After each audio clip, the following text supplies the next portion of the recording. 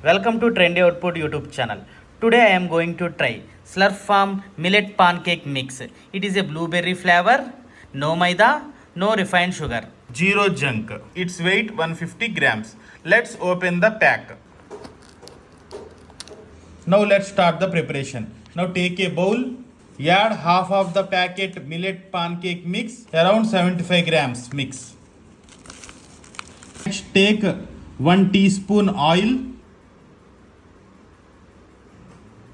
and 120 ml milk. If you want, you can add egg also for extra protein. I am not adding any egg. Now mix it well. Warm a flat pan to medium heat.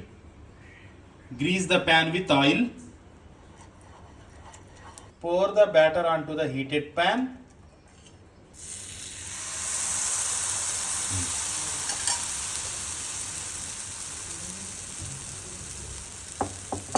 And cook well on both sides.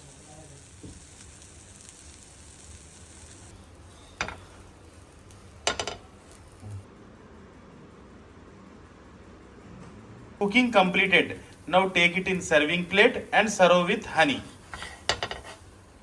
Fruit is your choice. I am serving with banana.